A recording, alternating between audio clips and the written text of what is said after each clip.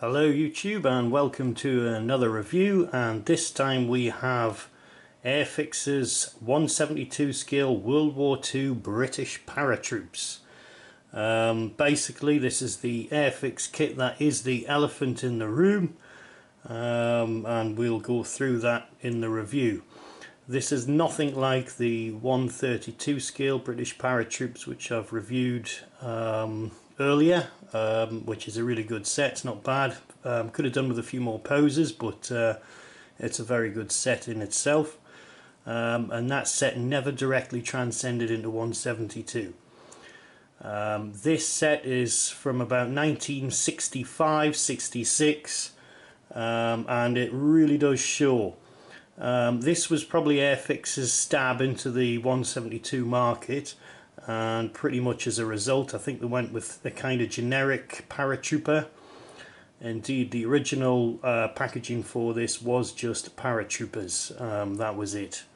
But later on they've decided to package it up as World War II British Paratroops, and you'll see why that just isn't the case with this set. It is a strange set, it always has been. I never owned this set as a kid, but I had it given to me just for a number of days when I was very young, and it did look dated then, and it really is a bit of a dated kit now. Packaging, let's go straight onto that. It's really good. Look at that. I mean, that's quite really happening on there. So the artwork, you know, is looking really good, and it's just such a shame that what's inside isn't anywhere near what's going on here. We've got the actual size figure, which is there, and usual AIRFIX bump we've got. You probably can't see that so well because of the colour they've used on the box. I mean, even I can't see that too well, and I'm really close to it. But that's pretty much what you get. Now I'll read out what they say about it. So, this 41-piece set allows the most ambitious action scenes to be constructed. It includes collapse parachutes and supply containers, as well as a mortar crew.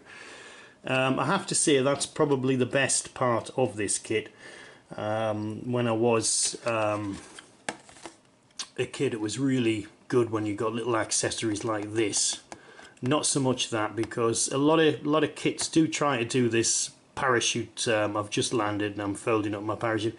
It never really works. It just never looks right, and this is further evidence of that as well. They just never look right. We just don't need really a figure like that. I mean, probably a good one maybe would be one stuck up a tree or something, or you know, something like that, but we're always seeing this one. It never works. So what do we get? We get, I will say, pose-wise, not so bad. There is a few poses in here. There's a few repeats of probably ones which you wouldn't want repeated. So we've got 3 of this guy firing up, got 2 of this guy clubbing someone, 2 of that guy there, 2 of the grenade thrower who looks about the best piece, 1 of this guy who, this is a family channel so I don't really know what he's doing. We've got a radio operator, we've got 3 of these guys. He's another fairly good, decent pose. A guy running here, we've got a guy who appears to be shot, a guy crawling, not really doing a lot. I think he's carrying a mortar ready to load. Oh no, sorry, it's a bomb for the bazooka. This guy's dead or dying, and this guy looks more American than anything else. I don't know why. It might be the... He does look more American. Then we go at the end, we have a bazooka guy, and I don't think the paratroops any case would use a bazooka. It'd be too big and heavy. Which is why I think the British favoured the Piat British paratroopers, certainly. Although you had to get in really close with it, but it was small, which is a major factor. But they've got a bazooka here, which is not accurate either. So, right, are we ready for the sprues then? Like I said, such a disappointment because I think that artwork's really good. Okay, that's enough of that. On with the review.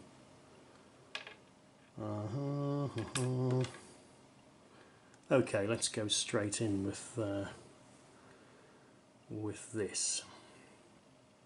So here we have our guy running. Now, as you can see there, he's got quite a bulky jacket. He does not have British 37 webbing. In fact, we don't even know what weapon that is. I've got no idea what weapon that is.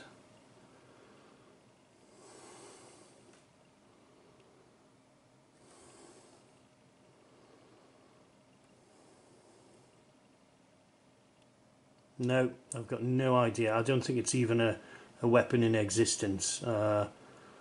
Answers on a postcard with that. He has got kind of ammunition pouches underneath those big bulky pockets, but that's about as far away from a British paratrooper as you can possibly get. Yeah.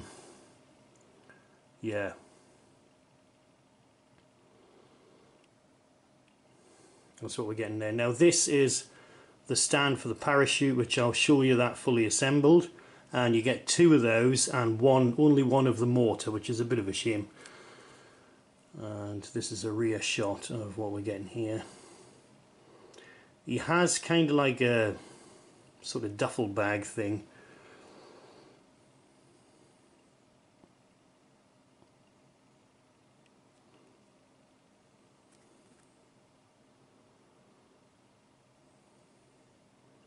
But anyway, so far, I don't know what these are. They're not paratroopers anyway, they're not British ones anyway.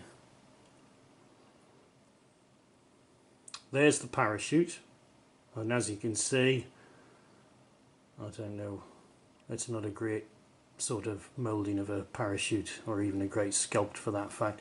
This is nice. I mean, this is what paratrooper sets should have, which is a container just full of equipment and things like that, which is good.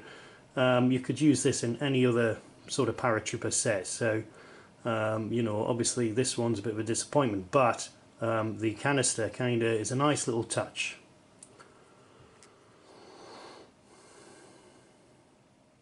Here we have this guy with, again, I'm not quite sure what that weapon is. It's not even close to anything I could think of.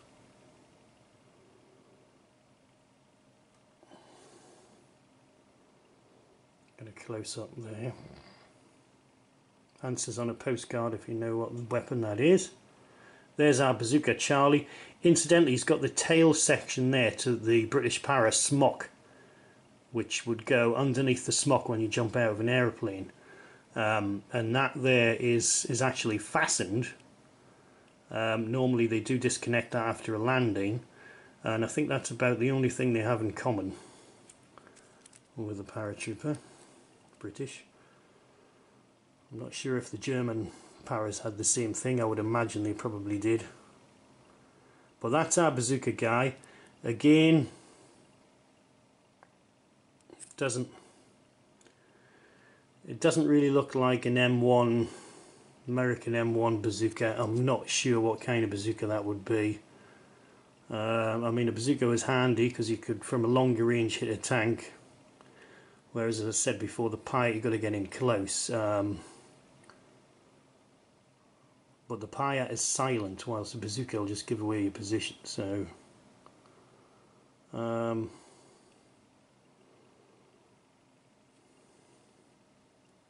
yeah, that's the back of that guy. That's our paratrooper. This is our funny, again, that's a funny little pose. I'm not quite sure on that one either. Rifle, anyone's guess really. I really don't know what kind of rifle that would be.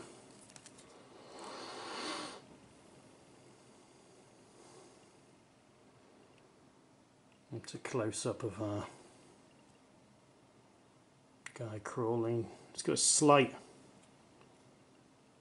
yeah, I mean, you know, for 1965 it's not bad.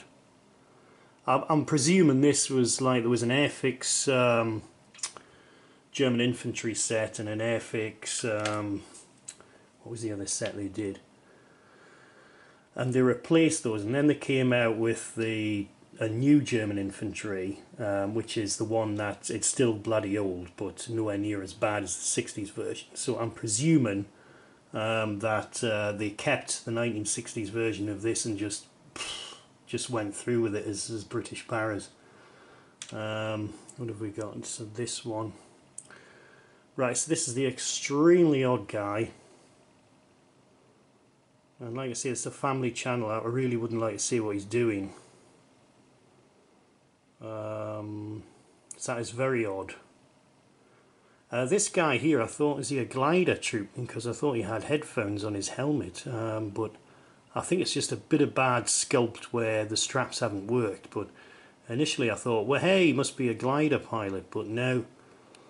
Unfortunately, I think I was disappointed there. But he's quite a good pose, which is just a bloody shame, really. Detail-wise, there's nothing amazing on these, but I've seen worse. I think it's not bad. And yeah. Yeah, I'm fairly happy with this guy. I mean, obviously the uniform's all wrong again, but...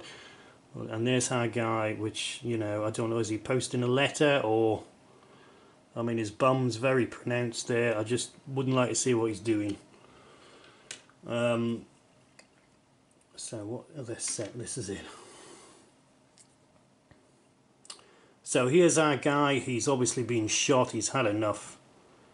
And he's obviously just trudging off the battlefield there. But he's had enough. Here's our radio operator. Again, not bad. Some detail there. But just a shame because we just don't know what these guys are. They're certainly not British paratroops. And even this guy here is loaded with, you know, there's lots of lumps and bumps there. He's firing upwards, which is odd for a paratrooper. There's no doubt about it, because these guys are given the impression they've just landed. So, you know, I mean, I'm always, when I see a guy firing up, I'm always not critical about it because, you know, he could be shooting at a rooftop window, God knows what, you know, something like that. But in a paratrooper set where it's pretty obvious they've just landed, we've got one guy filling up his parachute, we don't really know what these guys are doing. So, ne point. The grenade guy, it's not a bad posture. Doesn't look really too stiff in any way. He's not kind of a bit half-hearted like the Eschi Italieri releases, and I mean in the old Eschi Italieri releases. He's got a little bit of movement in it. It's not a bad stab at a grenade thrower. Very difficult, as I've said before, to get movement going in something that's static. Well, here we go. Plenty of little bags and stuff like that on this chap. That's just such a shame, but you know, if you were dipping your toe into the 172 market, which I think AIRFIX did with this, you're not going to want to tie yourself to a particular nationality unless you were absolutely certain it was going to fly. And that's obviously what they did with these. Was the initial release was just paratroopers. So now this guy's putting the shell into the bazooka. Again, that looks a bit wooden, but and here we have a very popular AIRFIX set, the guy clubbing somebody. But he could also be bashing a crate open, you know, I mean, quite often these things just never used to open. They might be butting it with his rifle. They don't massively give off the impression they're in the heat of battle, this set, but, you know, it's not... I mean, yeah, I mean... It's just the fact they're declaring them as British paratroops which eats at me the most. Right, let's see about our paratrooper. Let's put him in there, let's see what the camera does here. Oh yeah, we're working.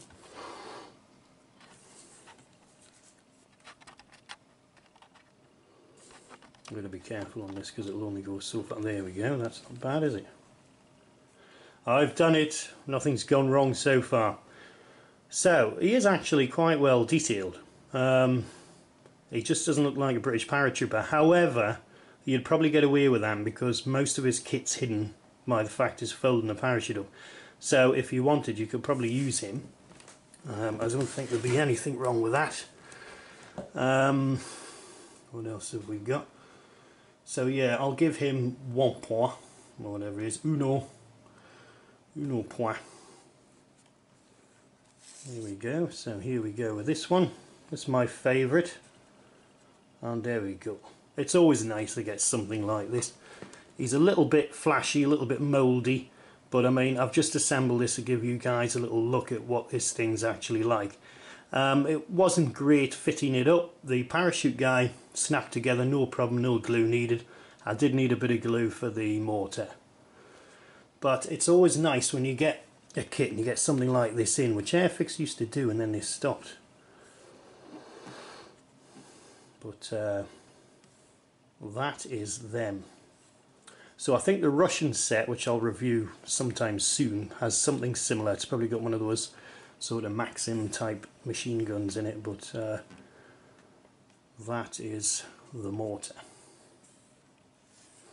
So yeah, that's quite good. Let's zoom out, or zoom in.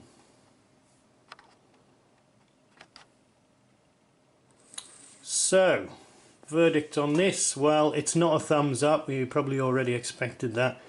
For 5 or 6 quid, I mean, good grief, you'd rather pay a little bit more for the actual thing. I think this set should be retired. I think it's done its bit now. I did read a few reviews on Amazon. I mean, most people were happy with it, and then there's one guy who pointed out all the faults, which we know about. But yeah, I think this set needs to be retired now. Having said that, there's not a lot of sets of British Paratroops out there at 172, you'd be surprised, and it is a shame because British Paras were involved in a lot of stuff. So to me, come on AIRFIX, I mean, hopefully you're still producing things. It would be nice if you released a good British Paratroop set, but you never know. And if AIRFIX don't, then hopefully someone else will. But as it stands, the Esky Paratroop set, the old Esky, which is now a Talieri, is probably still winning it for me. This one, no thumbs up for this set. It's a bit tired. £6, £5.99 I think I paid for this, or about £5.60. You know, it's still in the budget range, but it's still even a little bit pricey for the budget range. So you know, that was my review of AIRFIX's 172 scale World War II British Paratroops. And thanks for watching, and we will see you soon. Thank you.